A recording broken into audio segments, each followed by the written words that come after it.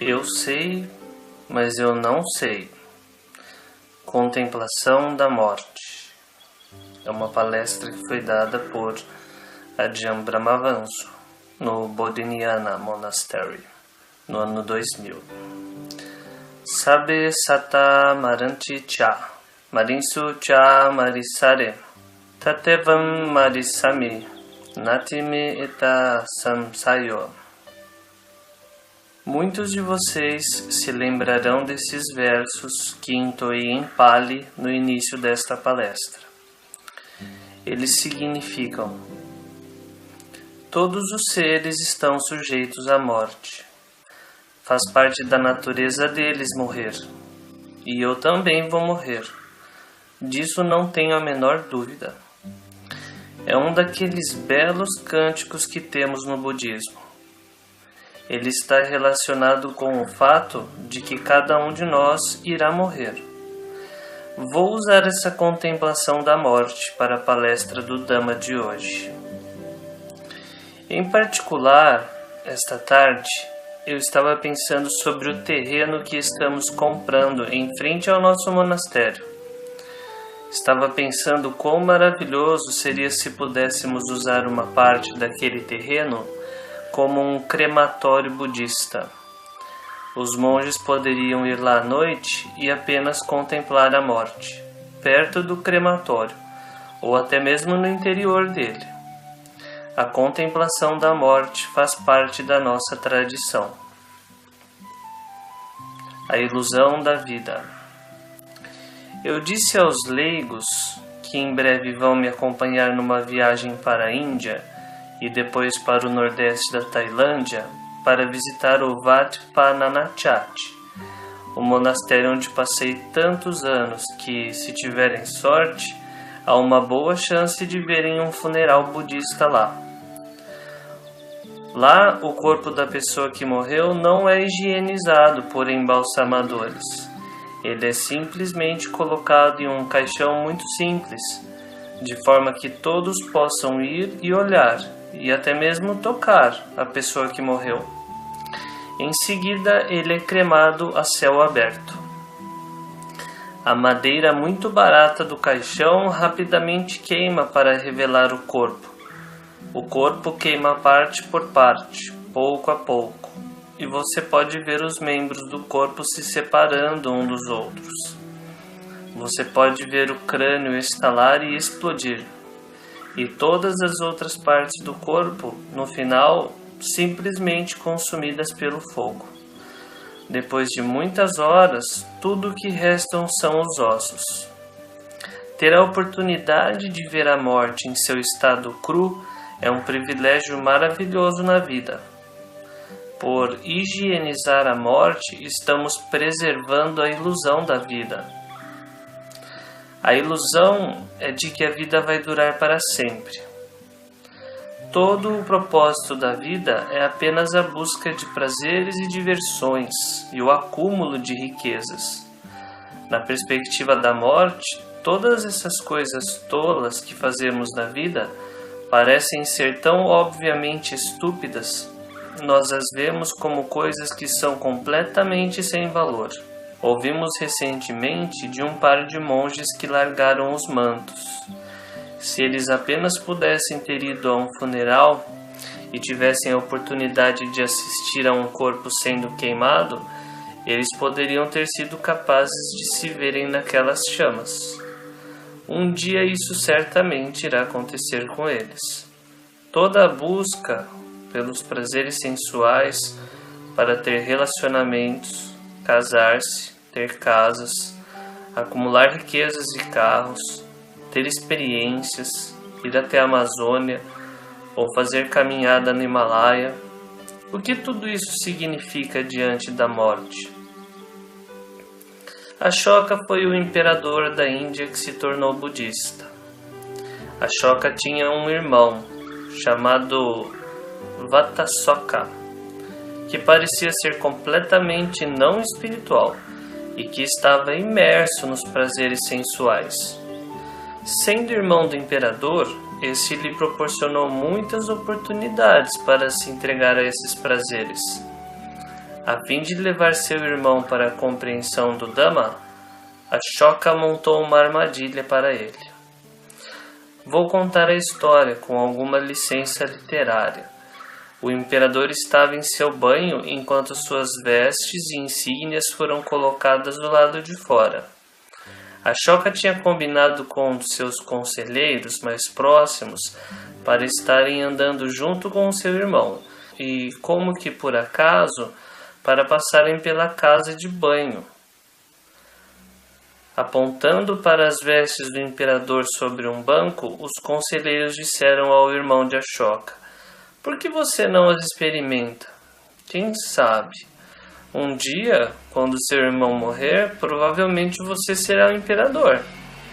Experimente-as, vá em frente, vai dar tudo certo." Num primeiro momento, o irmão não queria fazer aquilo. Ele sabia que era ilegal fazê-lo, mas no final ele foi vencido por seu orgulho. Quem não gostaria de se vestir com as roupas do imperador? Foi tudo pré-planejado, e assim que ele estava se vestindo com as roupas do imperador, o imperador Ashoka saiu da casa de banho e o pegou em flagrante. O imperador perguntou: "O que você está fazendo? Você está usurpando o trono? Você é um traidor?" Como isso era um crime, o imperador disse: "Mesmo que você seja meu irmão, eu tenho que administrar a lei com imparcialidade. A penalidade para isso é a pena da morte." Apesar dos apelos desesperados do seu irmão por misericórdia, o imperador insistiu em manter a lei e que seu infeliz irmão fosse executado. No entanto, ele acrescentou: "Vendo que você é meu irmão, e o tanto que você gostaria de ser imperador, pelos próximos 7 dias você pode desfrutar de todos os prazeres de um imperador, mas você não terá de cuidar de nenhuma das responsabilidades. Você pode desfrutar do meu harém. Você pode ter tudo o que quiser comer. E qualquer entretenimento que eu desfrute, você pode desfrutar também. Os prazeres do imperador serão seus por 7 dias, mas depois de 7 dias você vai ser executado." Em seguida, o imperador saiu. Após 7 dias, o imperador Ashoka convocou seu irmão para o local da execução. O imperador lhe perguntou: "Você desfrutou do meu harém com todas aquelas belas mulheres? Você desfrutou dos melhores alimentos das minhas cozinhas? Você desfrutou dos meus músicos e outros artistas?" O irmão olhou para o chão de ombros caídos e disse: "Como eu poderia desfrutar de tudo isso?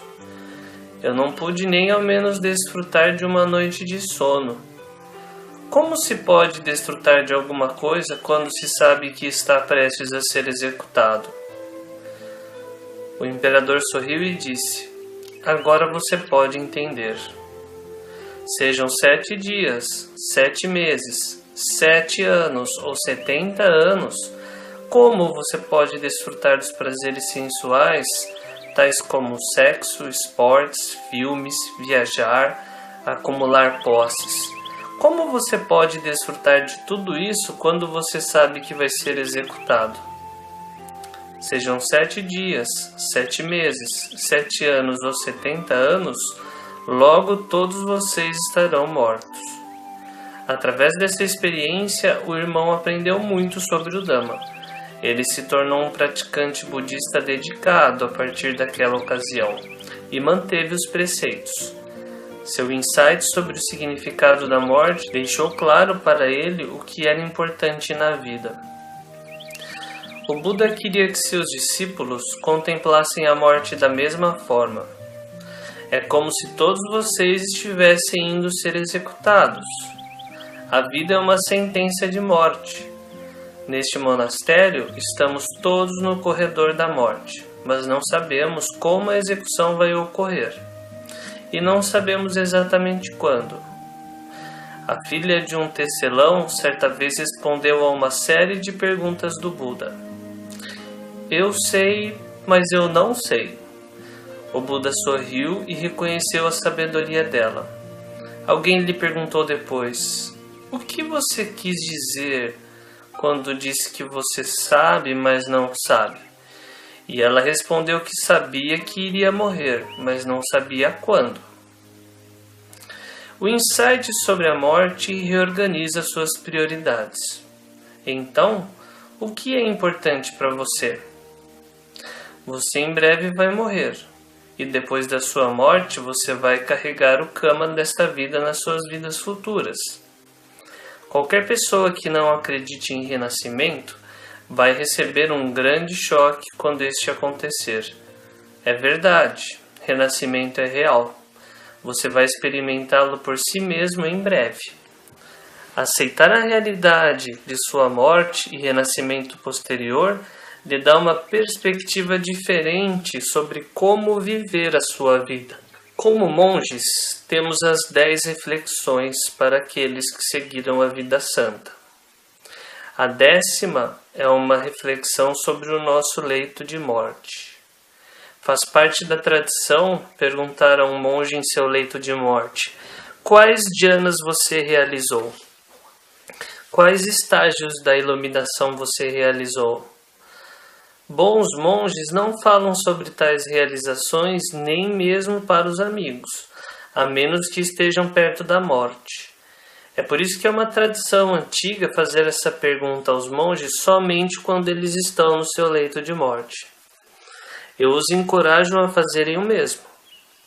Perguntem aos seus companheiros monges quando eles estiverem perto da morte: o que vocês alcançaram?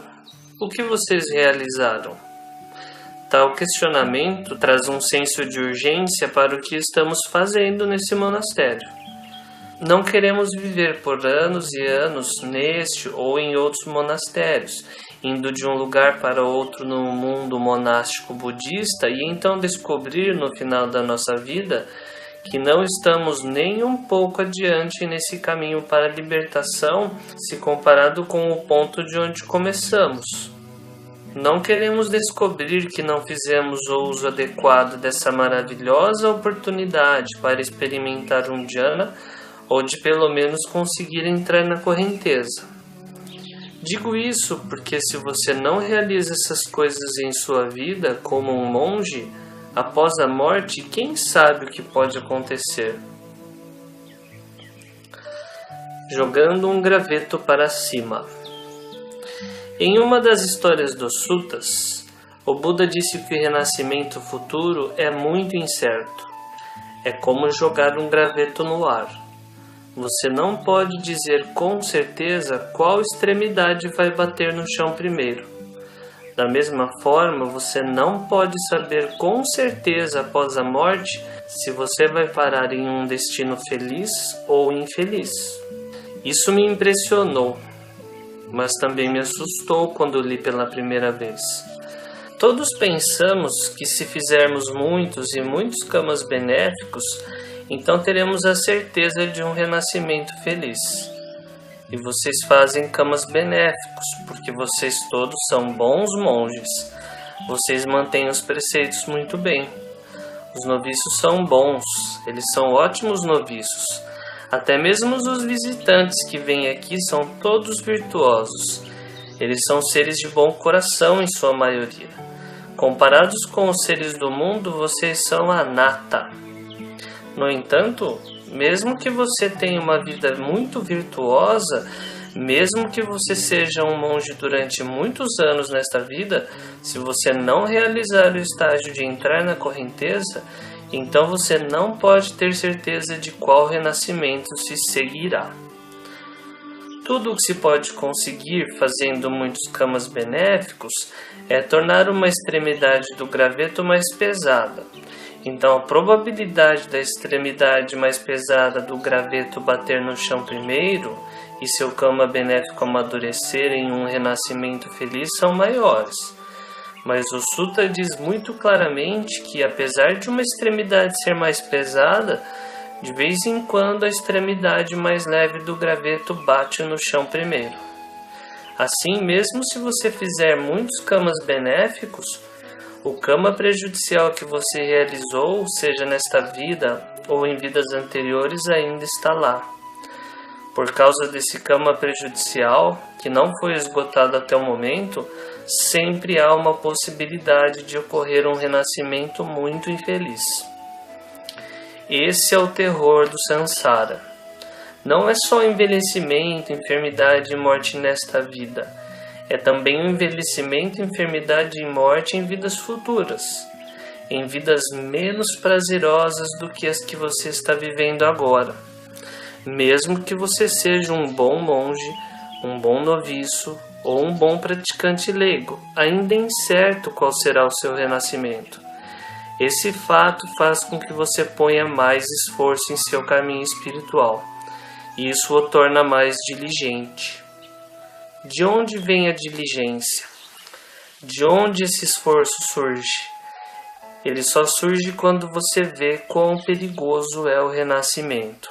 Dei uma palestra ontem à noite para os praticantes leigos sobre a meditação de abrir mão, letting go, de simplesmente não fazer nada. Para ser capaz de não fazer nada, você tem que ser capaz de entender que não fazer nada é algo importante, que abrir mão é algo valioso na mente. Simplesmente se sentar para meditar é uma questão de vida e morte, mais importante do que qualquer outro assunto. A meditação é mais importante do que nossas finanças, nossos relacionamentos, nossos filhos, nossos veículos ou nossas posses. É mais importante ainda do que sair de casa e trabalhar para a comunidade. É mais importante do que qualquer outra coisa, porque é a única maneira de colocar um fim no sofrimento. Acumulação de riqueza, que sentido tem isso? Tudo isso desaparece quando você morre. Entregar seus prazeres da vida, mesmo que você consiga obtê-los em grandes quantidades, geralmente só trazem muitas frustrações. Se você obtém muitos e muitos prazeres nesta vida, e daí? Eles sempre desaparecem na dor e no nevoeiro do envelhecimento. Uma das coisas que você percebe na vida, à medida que você envelhece, é que a maioria dos prazeres da vida ocorre nas fases iniciais, e aquilo que lhe é deixado para as fases finais são as dores da vida. Sabendo disso, vendo os perigos da vida, por que alguém se envolve com todas essas perdas de tempo? Podemos por aí ensinando os outros, ou escrevendo livros para os outros e divulgando o Dhamma. Mas isso é realmente o nosso dever nesta vida? Muitas pessoas estão divulgando o Dhamma, mas pouquíssimas pessoas estão realizando o Dhamma. Às vezes você se pergunta o que elas estão divulgando no final das contas. Se você não realiza o Dhamma por experiência direta, você corre o risco de divulgar sujeira. E as pessoas vão dedicar-se a essa sujeira pensando que é o Dhamma. Às vezes as pessoas dão ensinamentos sujos, e todos pensam o quão iluminadas elas são, mas é tudo Dhamma impuro. Não é o verdadeiro Dhamma. Elas não realizaram o Dhamma por si mesmos. Isso é uma grande vergonha para este mundo. Nós realmente não precisamos tanto de pessoas divulgando o Dhamma, quanto precisamos de pessoas realizando o Dhamma. Quando você começa a refletir sobre a morte, tudo começa a ficar muito claro. Você percebe o quão tolo você tem sido. Durante minha vida desperdicei muito tempo, quando realmente não tinha tempo a perder. Quando olho para trás, para os meus primeiros anos como monge, eu desperdiçava muito tempo. Mas felizmente tive também meditações boas. Agora, como um monge de 49 anos de idade, não posso me dar ao luxo de perder mais tempo. Eu olho para todas as oportunidades que os jovens têm. E algumas vezes, eles não fazem um bom uso dessas oportunidades. Eles não passam o tempo em suas cabanas ou em seus caminhos hora após hora, praticando andando e sentado, andando e sentado. Eles não usam o intervalo de tempo entre caminhar e sentar para estudar os suttas e contemplar o seu significado. Se você está perdendo tempo, isso não é uma vergonha? Aqui temos um dos melhores monastérios no mundo e algumas das melhores instalações. De todos os monastérios que já visitei, esse é um dos melhores. Não há nada melhor. Algumas vezes, viver em uma floresta demanda muito esforço. Nos monastérios de floresta que conheci na Tailândia, você tinha que despender grande parte do dia apenas andando uma longa distância para esmolar alimentos, e então trabalhar no monastério na parte da tarde. O tempo para meditar em reclusão era muito limitado. Dessa forma, reflitam o seguinte: não sei por quanto tempo vou ter essas instalações. Não sei por quanto tempo vou estar saudável o suficiente para fazer isso. Há suficientes monges por aqui com problemas nas costas ou com problemas nos joelhos, com problemas nisso ou naquilo. Se você é um monge saudável, ou mesmo um monge razoavelmente saudável, se você pode fazer meditação sentada, cruzar as pernas, endireitar as costas sem muita dor, você é extremamente favorecido. Você não vai estar sempre assim. Aproveite essa oportunidade agora. Não é apenas o seu corpo que vai morrer. A sua boa saúde vai morrer, sua energia vai morrer e as suas oportunidades vão morrer.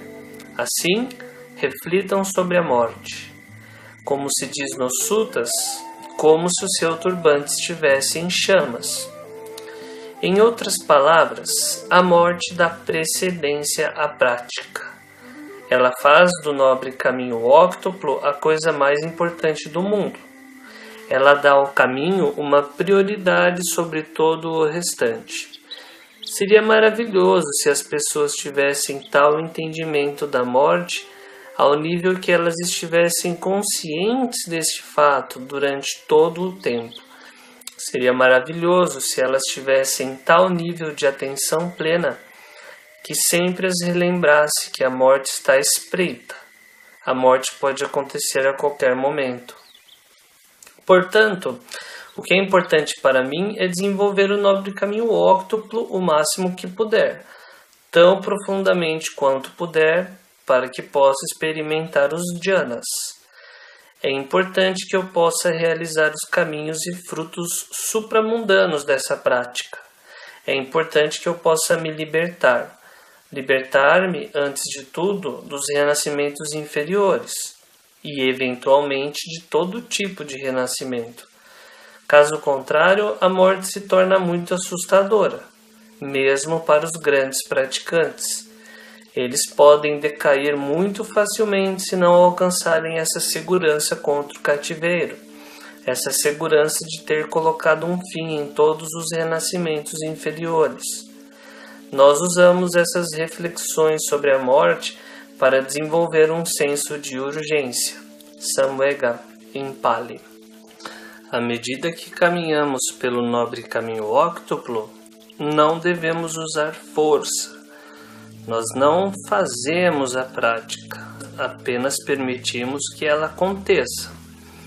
Nós renunciamos a todos os outros assuntos em nossas vidas. Eu frequentemente percebi que se você apenas permitir que esse caminho aconteça, ele acontece de uma forma muito bela, muito poderosa e muito eficaz. O problema é que não permitimos que o caminho aconteça. Estamos muito ocupados fazendo outras coisas. É bastante claro o que deveríamos fazer. Conhecemos a seção do nobre caminho óctuplo sobre a conduta virtuosa, linguagem correta, ação correta, modo de vida correto. Todos nesse monastério, mesmo se você estiver aqui temporariamente, podem marcar como cumprido esses 3 fatores do nobre caminho óctuplo. Você os estará cumprindo enquanto estiver mantendo as regras e os preceitos deste monastério. Agora, quanto ao esforço correto, é uma pena que tenhamos que traduzir esse termo para o português. Assim que você fala esforço correto, as pessoas pensam em lutar e se debater, forçar, controlar, fazer. Se pudermos de alguma forma transformar nossas mentes para o esforço sem fazer, para a prática de abrir mão, então ganhamos alguma compreensão mais profunda sobre o que realmente significa o esforço correto. É o esforço de abrir mão, não o esforço para acrescentar coisas ou para se livrar de coisas. Essa é uma das coisas mais difíceis para a mente ocidental entender. Frequentemente as pessoas desperdiçam muitos anos e muito do seu tempo só por se esforçarem de forma demasiado dura. São os arahants e as pessoas que têm grande sabedoria que não têm nenhuma dificuldade. Aqueles de vocês que estudaram Pali já passaram por trechos assim várias e várias vezes. Dhyanas são fáceis para os sábios. Estes são alcançados sem nenhuma dificuldade. Você deve refletir sobre como esses estados podem ser alcançados sem dificuldade. É porque essas pessoas conhecem o caminho para entrar nos dhyanas. Esse é o caminho da nenhuma dificuldade. Portanto, não o torne difícil. Se você puder abrir mão, desembaraçar-se do passado e do futuro, então não há dificuldade. Deixe o passado e o futuro morrer por você, de modo que você só tenha o momento presente. Deixe todos os pensamentos morrerem, então não há dificuldade. O que significa você morrer para todo o seu passado? Todas as coisas que lhe aborreceram e todas as preocupações em relação ao passado, tudo passou. E quanto ao futuro? Quem sabe? O momento presente é a única coisa que você realmente tem. Quando você morrer, seu corpo e todas as suas preocupações serão tiradas de você. Com o que você estava preocupado? Abra mão de tudo isso. Permita que os seus pensamentos e mais pensamentos morram. Quando uma pessoa morre, frequentemente, nos primeiros momentos após a morte, há um silêncio na mente. Antes do corpo feito pela mente poder começar a nomear as coisas e conceitualizar sobre o que está sendo experimentado.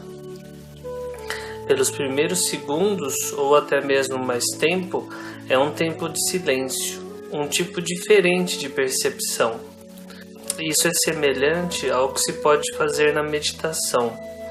Abra mão da tagarelice interior, deixe que ela morra, como se você estivesse morrendo. Muitas pessoas tiveram experiências espirituais quando estiveram próximas da morte. Em muitas tradições, elas têm experiências de morrer para o mundo e depois se tornarem sábias. A experiência que os monges Theravada na nossa tradição têm é que quando eles entram em dhyanas, eles morrem para o corpo e tornam-se sábios para a natureza da mente. Essa experiência de permitir que tudo desapareça é tão semelhante ao processo de morrer que a reflexão sobre a morte pode muito facilmente ser incorporada na prática que leva aos dhyanas. Morra para o passado e para o futuro. Morra para os seus pensamentos. Morra para o corpo e, eventualmente, morra para a respiração. Quando você for meditar, é como se você fosse dar o seu último suspiro. Em outras palavras, seu corpo torna-se imóvel, igual a um cadáver. Você se desapega completamente da respiração e então mergulha no nimitta. É muito parecido com a hora da morte de uma pessoa. Elas se desapegam do corpo e mergulham na luz, que é a mesma coisa que o nimitta. Na verdade, estamos falando de um estado amata, estado imortal. Amata é uma palavra usada em Pali. A palavra morte, marana, é sempre usada com relação à morte de um corpo. A morte da mente é chamada de parinibbana, mas a morte do corpo é sempre marana. O particípio passado de marana é mata, morto ou morreu. Mas você sabe o que realmente não morre? Se você já contemplou isso através da meditação profunda, você sabe que é esse fluxo de consciência. É isso que segue após a morte. Nesse sentido, o fluxo de consciência é a mata, porque ele está além da morte física. É isso que pode renascer no reino da matéria sutil ou no reino imaterial. No entanto, isso não é o fim das coisas. Acho que a palavra amata era popular na época do Buda, porque, assim como a maioria das pessoas, mesmo na atualidade, quando falavam sobre algum tipo de salvação, era sempre uma ideia materialista. Era a ideia de entrar em um estado de amata, de imortalidade, onde elas poderiam ser para sempre, sem ter que se preocupar com a morte. Algum tipo de reino celestial, uma espécie de reino da eternidade. Talvez a forma como o Buda usou a palavra amata foi extraindo-se desse uso popular e dando-lhe um significado diferente. Mas pela experiência, o que não morre é o fluxo de consciência, manovinhana. Nos dhyanas você pode realmente saber o que é a consciência na mente através da experiência direta. Nos dhyanas é como se o corpo tivesse morrido junto com todas as concepções do mundo, todas as sensações, todos os assuntos relacionados com o mundo e o corpo. Então, realmente os dhyanas são estados parecidos com a morte, no sentido do corpo ter desaparecido para a mente. Os mundos do passado e do futuro se foram, eles desapareceram. Todas as suas aquisições se foram, elas desapareceram. Todos os seus pensamentos se foram, eles desapareceram, juntamente com todo o lutar e fazer. O ir e vir se foram. Você pode me entender? Você consegue entender o que a palavra morte significa? Significa transcender esse corpo, é abrir mão desse corpo.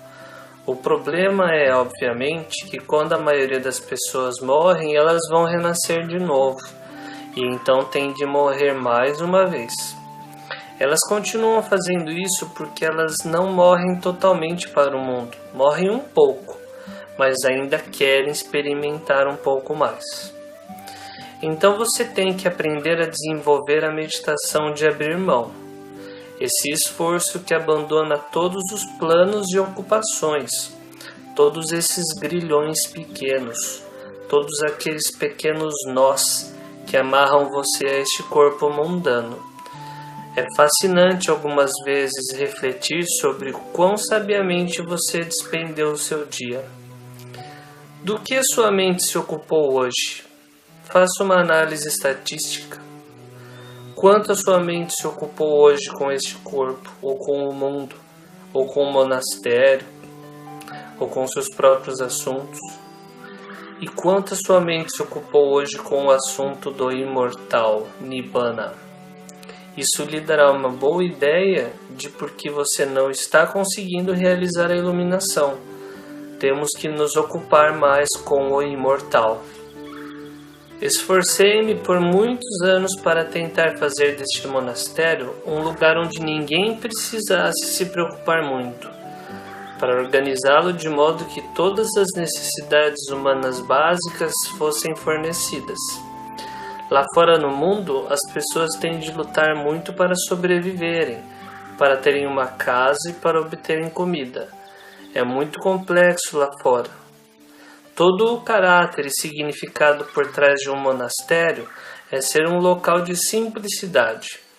Um lugar onde o tempo que você gasta cuidando do corpo, alimentando, lavando e alojando seja tão pequeno que você possa dedicar a maior parte do seu tempo para o imortal, que está além do corpo. No entanto, as pessoas sempre tendem a tornar a vida mais complexa. Elas sempre tornam as coisas mais difíceis, levando o seu corpo de um lugar para o outro, mantendo-o saudável, alimentando-o e lavando-o ou qualquer outra coisa que façamos com os nossos corpos. Há tão pouco tempo para a mente. Quando desenvolvemos a percepção da morte e seu oposto, o imortal, podemos nos inclinar a dedicar mais tempo àquilo que está além da morte. Muito embora você ainda não tenha experimentado esses estados, nesta vida pelo menos, há algo que reconhece a existência de um estado mental que está além do corpo. Apenas saber isso é como uma lufada de perfume. É o suficiente para lhe mostrar em que direção seguir. Lembre-se que todo o fazer que pensamos ser o esforço correto mantém-nos nesse corpo, mantém-nos com o passado e com o futuro. Portanto, não é o tipo correto de fazer. É um esforço que leva a mais complicações. O esforço que leva ao desapego é se lembrar de que isso não é meu. É abrir mão, renunciar. É por esta razão que, se você não quiser estar aqui, este monastério pode ser uma prisão. Mas se você estiver completamente contente aqui, se você estiver completamente feliz, então ele não será mais uma prisão.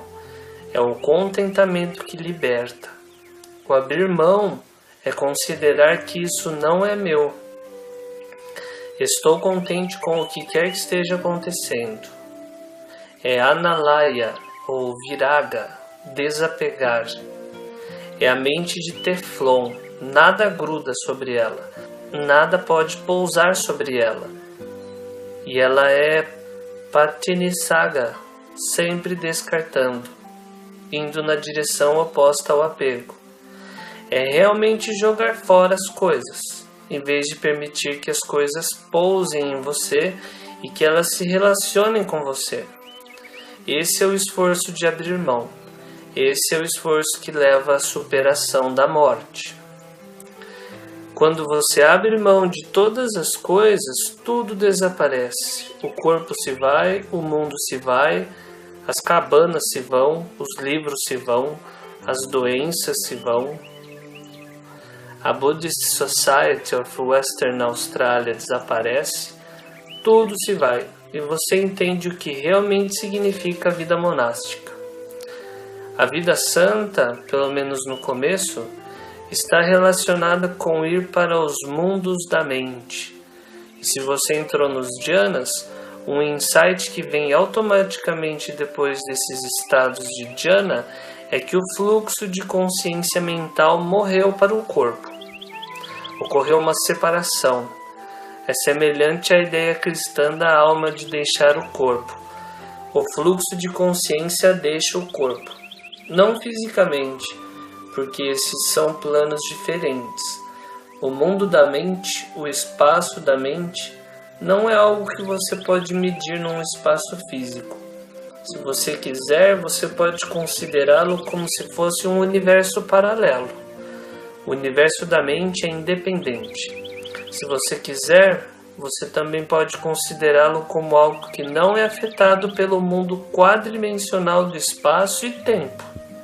Saber tudo isso significa nunca ter medo da morte, já que você entende o que é a morte.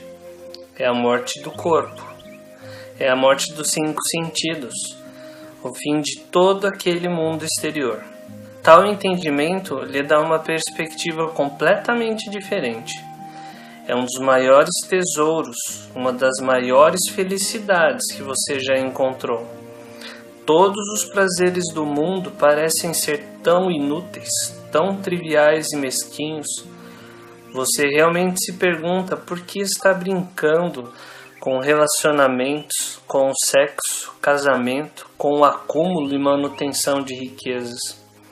Que coisa tola é passar essa vida dando voltas para trás e para frente, quando você poderia ter esses belos estados de êxtase da mente. É por isso que sempre encorajo as pessoas, por bem ou por mal, de uma forma ou de outra, para sentirem pelo menos o gostinho desses estados. Um gostinho que vai mudar a sua vida e lhe dar uma nova perspectiva. Mesmo que tenha sido apenas um gostinho há muitos anos, você não consegue se esquecer dele. Você não consegue ignorá-lo, porque é uma poderosa experiência de transformação. Ele lhe dá uma ideia, uma experiência do que é possível, do que significa abrir mão do reino da esfera sensual, o mundo do corpo, o mundo do nascimento, envelhecimento, enfermidade e morte. Quando você olha para o mundo da mente, você vê que a mente não envelhece e que ela não precisa ficar doente. A mente realmente só fica doente se você a deixar doente. É por isso que o Buda disse que mesmo que o corpo esteja doente, a mente não precisa ficar doente. Dessa forma, mesmo que o corpo esteja doente, não deixe que a mente fique doente também. O fluxo de consciência pode estar completamente alheio a isso. Se você puder fazer isso e completamente abrir mão do mundo do corpo, então você pelo menos vai ser um anagami, um que não retorna. Quando você morrer, você renascerá nas moradas puras.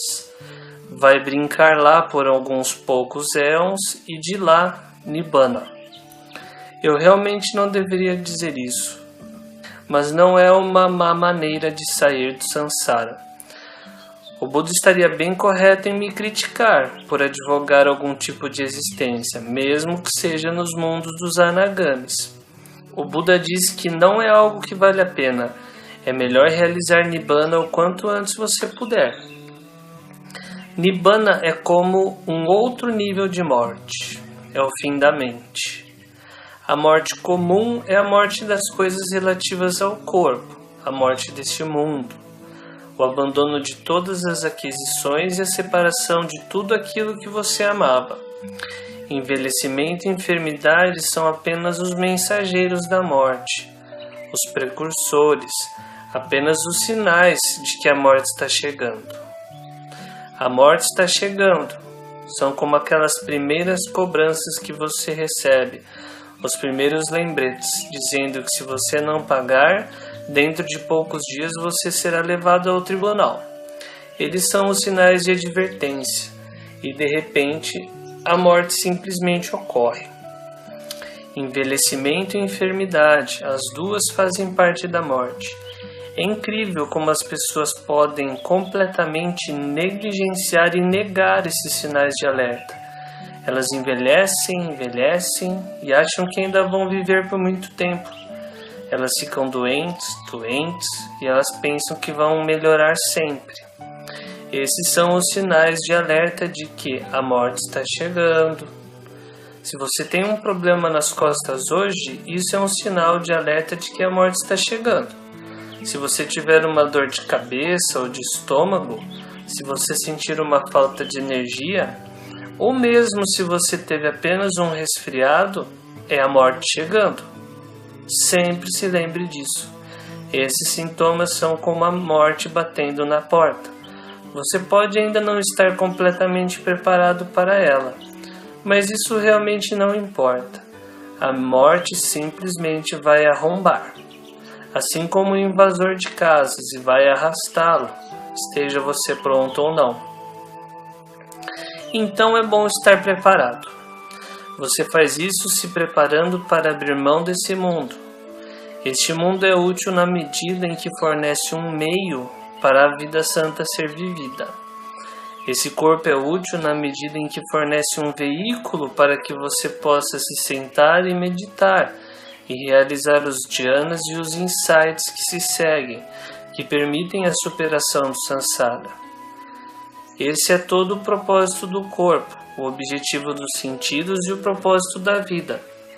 No entanto, as pessoas que não conhecem o propósito da vida, o sentido da vida, apenas desperdiçam seu tempo e fazem coisas tolas. Elas dão voltas e voltas, como crianças num carrossel, pensando que é tão bom, tão maravilhoso e tão agradável.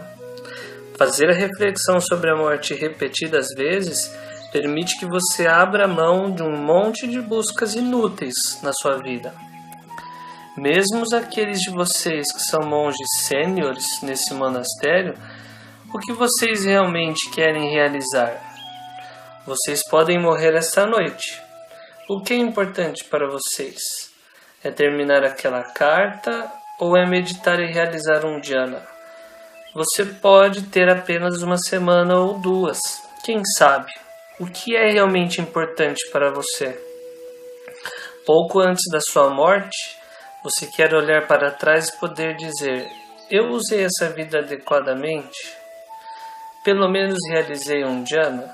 Ou ainda melhor, realizei um caminho ou fruto supramundano? Então você pode morrer tranquilo, porque você usou esta vida da forma como ela deveria ser usada. Você aproveitou as suas oportunidades. Então seja diligente, conheça o caminho e saiba o que funciona. Faça aquele esforço que é abrir mão. Lembre-se, isso não é meu. O corpo não é meu. Esse monastério não é meu.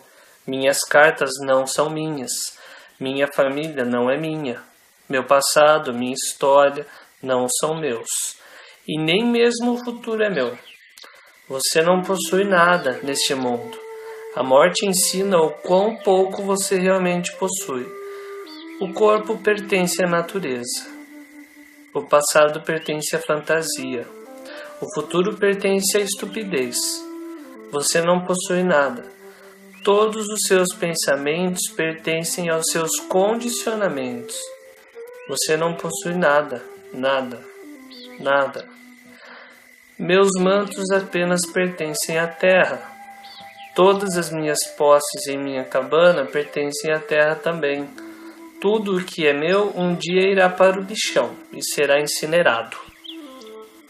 Quando vim aqui pela primeira vez, pensei que iria construir esse monastério de forma tão resistente que ele iria durar por centenas e milhares de anos. E vocês já podem vê-lo desmoronando. Trincas estão aparecendo nas paredes de suas cabanas. O monge que disse ter visto trincas na parede de sua cabana deve também olhar para o seu próprio corpo e ver as trincas exatamente no seu próprio corpo.